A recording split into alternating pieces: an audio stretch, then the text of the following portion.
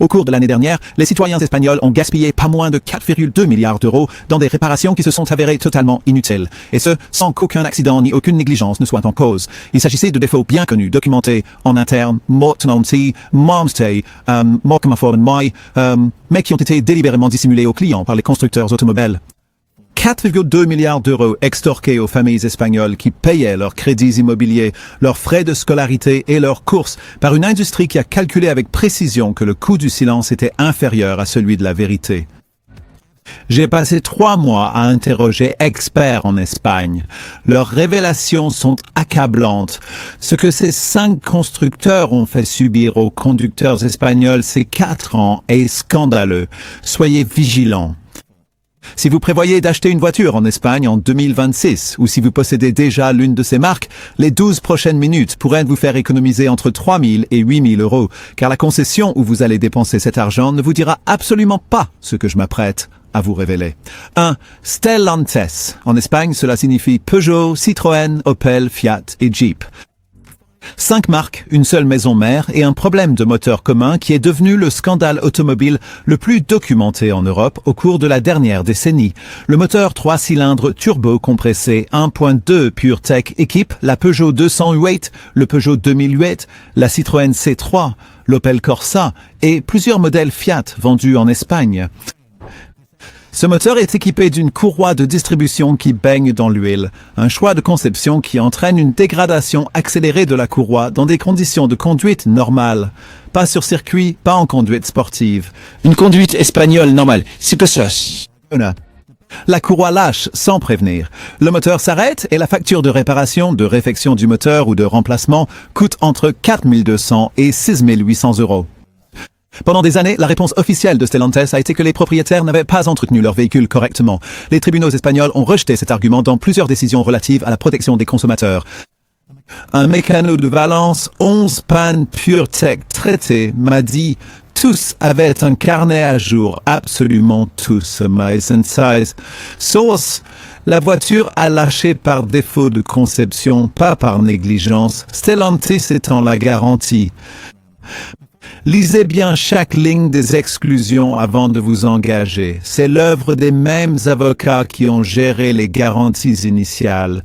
En Espagne, la 208 est dans le top 10 des ventes depuis 3 ans. Des centaines de milliers de familles roulent en PureTech. La plupart ignorent ce compris. 2. Le groupe Volkswagen. En Espagne, cela signifie Volkswagen, Seat, Cupra, Audi et Skoda. Seat est la marque nationale espagnole. Sur le plan émotionnel, elle n'est pas étrangère. C'est la nôtre, l'Ibiza, l'Arona, la Leon. Ce sont des voitures que les acheteurs espagnols associent à la fierté nationale. Ce qui explique précisément pourquoi ce que je vais vous dire est important avant que l'émotion n'influence la décision. Les Seat à moteur 1.0 ou 1.5 TSI partagent l'injection directe du groupe Volkswagen. L'injection directe pulvérise le carburant directement dans la chambre de combustion. C'est efficace, mais contrairement à l'injection indirecte, le carburant ne nettoie pas les soupapes d'admission. Le résultat est une accumulation de calamine provoquant un ralenti instable, des hésitations et une perte de puissance entre 50 000 et 80 000 km. La procédure de nettoyage coûte entre 320 et 580 euros dans un garage indépendant. Absent du programme d'entretien standard, les Espagnols le découvriront à leurs dépens en payant les symptômes avant la réparation. La boîte DSG présente sur la plupart des VW automatiques en Espagne est un risque accru. Les trajets urbains à Madrid, Barcelone ou Séville usent battery free and nothing cells. Nairi and os a nen pry des spyfaravici they was tantum hydra Norus suez ben cheese a campi chiviti contis and spit que prévu par le constructeur. Chez le concessionnaire, le remplacement débute à 2 400 euros. Un propriétaire de Seat à Saragosse m'a confié « J'ai choisi l'espagnol pour le plaisir de conduire ». Mais personne n'a mentionné l'entretien requis. Maintenant, vous êtes au courant. En 3e position, BMW. L'ingénierie est vraiment impressionnante. L'expérience de conduite l'est tout autant. En Espagne, il est désormais de notoriété publique que le coût réel d'entretien d'une BMW, une fois la période de garantie constructeur officiellement expirée, demeure un sujet absolument tabou au sein des concessions automobiles. L'acheteur, enivré par le sentiment de sa propre réussite sociale, s'engage alors aveuglément dans un crédit aux mensualités lissées, sans jamais soupçonner l'ampleur des frais exorbitants qui l'attendent inévitablement une fois la garantie terminée. Le moteur turbo-compressé N24 des 326, 426 et X326 vendus en Espagne est équipé d'un tendeur de chaîne de distribution qui tombe en panne entre 80 000 et 130 000 km. Le remplacement dans un centre agréé BMW coûte entre 2 700 et 4 100 €.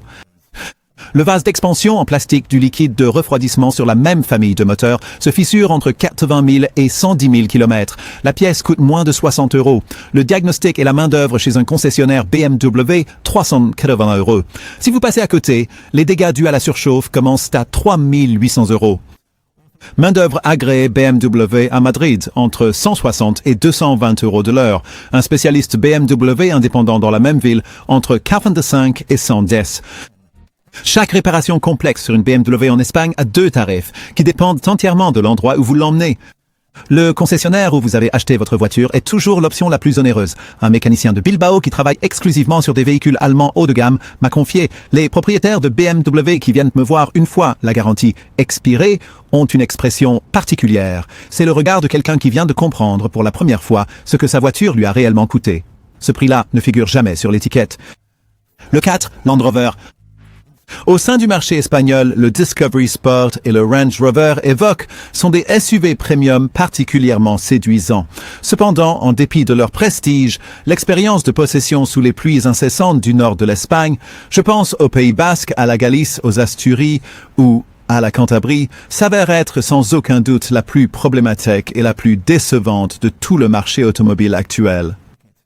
Sur ces 2 modèles équipés de moteurs diesel, le système d'admission d'air a la fâcheuse tendance d'aspirer de l'eau lorsqu'il pleut abondamment. Cette eau finit par atteindre la chambre de combustion, ce qui contamine les injecteurs, bloque instantanément le moteur et peut provoquer une casse moteur totale. La réparation débute à 5 400 € et n'a pas de plafond défini.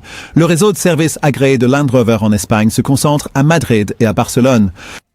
Un propriétaire de Discovery Sport à Saint-Sébastien m'a raconté avoir fait 140 km jusqu'au centre agréé, attendu 17 jours pour la réparation et payé 5 900 € pour une panne que le bulletin technique interne de Land Rover classait comme défaut connu 12 mois avant la panne moteur. Il n'a reçu aucune communication proactive de la part de Land Rover Espagne. Le bulletin existait. Son adresse figurait dans leur base de données. Personne n'a appelé. En 2026, les valeurs résiduelles de Land Rover en Espagne continuent de baisser plus rapidement que la moyenne du segment. La combinaison de coûts de réparation élevés, d'un réseau d'entretien concentré et d'une dépréciation accélérée crée une exposition financière sur 3 fronts que les supports marketing de la marque ne mentionnent pas. 5. MG. En Espagne, cela mérite une attention particulière car MG a connu une croissance plus rapide sur le marché espagnol que quasiment n'importe quelle autre marque au cours des 3 dernières années.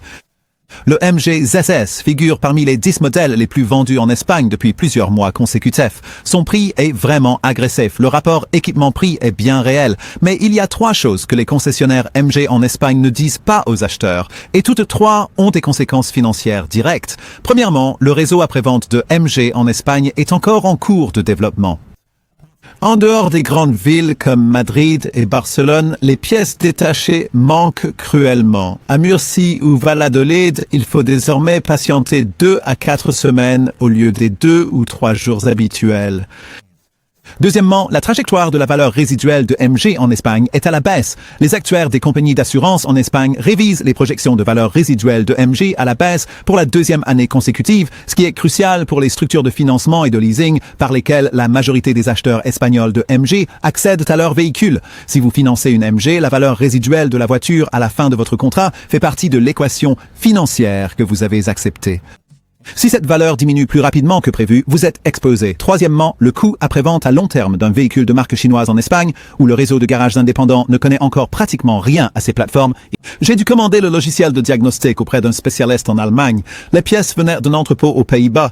Il a fallu 11 jours pour une intervention qui aurait dû en prendre 3. Personne n'est prêt pour le volume qui arrive. Personne, y compris les acheteurs. Ne soyez pas l'un de ces acheteurs qui la prennent à leurs dépens. Dans la prochaine vidéo, je vous montrerai exactement quelles sont les 5 marques que les mécaniciens espagnols recommandent à leur propre famille, celles qui n'apparaissent presque jamais dans les publicités car les marges sont trop faibles pour des campagnes coûteuses. Cette vidéo existe grâce à ce que vous venez de regarder. Ne la manquez pas.